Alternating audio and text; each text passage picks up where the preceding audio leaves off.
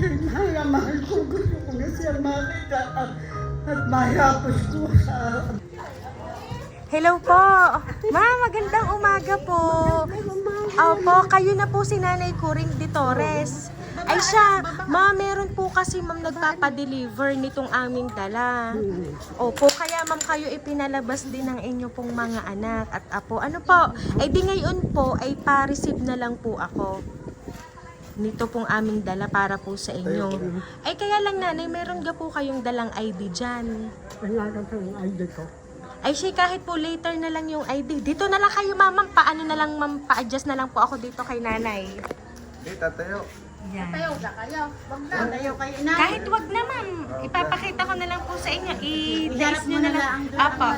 Yan. Okay po nanay ha, ipakita ko po sa inyo ma'am. Wow! Happy birthday ma'am!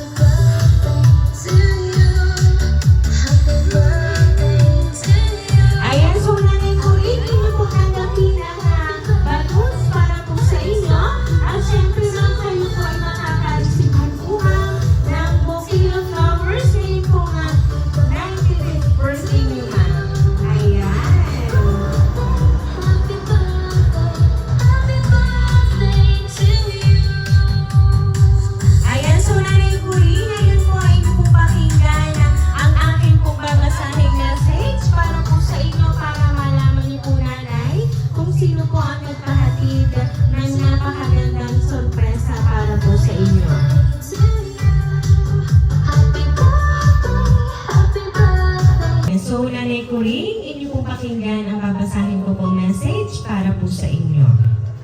Happy birthday, Inay.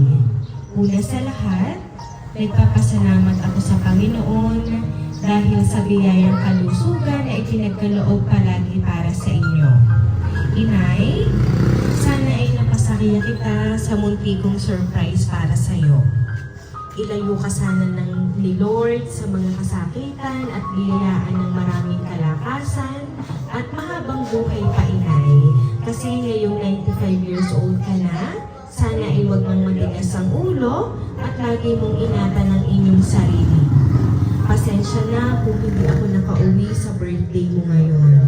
Pero ipag-pray natin na magtiwala lang tayo sa Panginoon na baka sa susunod na kaarawan mo ay magkasama na tayo. Mahal na mahal kita, Inay, at lagi mong iingatan ang iyong sarili. Happy birthday muli, Inay. Nagmamahal, Liza.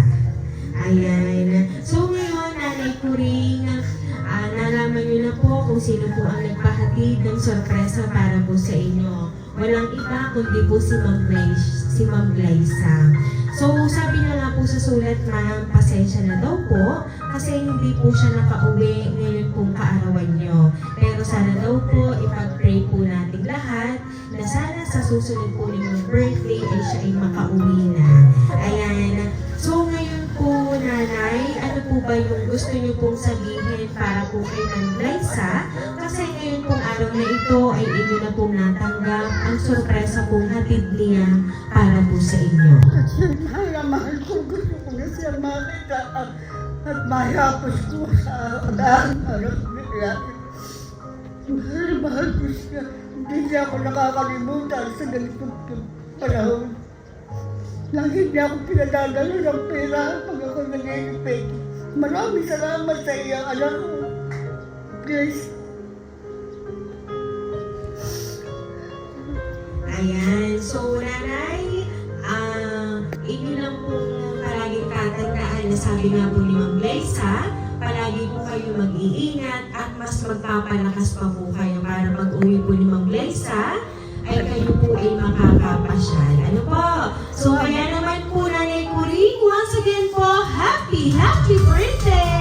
Thank you po. Maraming pong salamat. Thank you.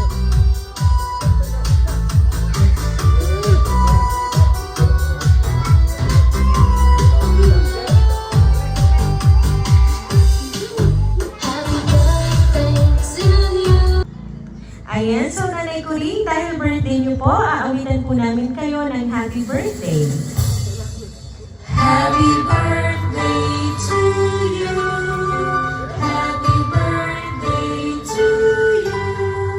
Happy birthday, happy birthday. Happy birthday to you. Ayan, sabay-sabay po tayong lahat. Day to you. Happy birthday to you. Happy birthday, happy birthday, happy birthday to you. Ayan, so Nanay Kuring, make a wish po on your 95th birthday, ma'am. And then, blow your candle po. Ayan, so Nanay Kuring, once again, happy birthday! Ayan, alam nyo ba, Nanay Kuring, hindi lang po yan ang inyo talagang matatanggap ngayon kung birthday nyo. Kasi talagang pinaghandaan po ito ni Ma'am Glyza. Kaya ma'am, inyo pong tanggapin ang more than 10,000 money bouquet! Ayan! Happy birthday, Nanay!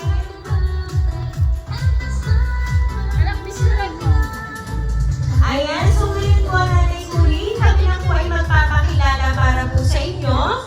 Kami po ang Rain Surprise Delivery all the way from Barangay Calicanto, San Juan, Batangas. Kaya naman po Nanay Kuring, kayo po ay muli namin binabati ng isang happy birthday!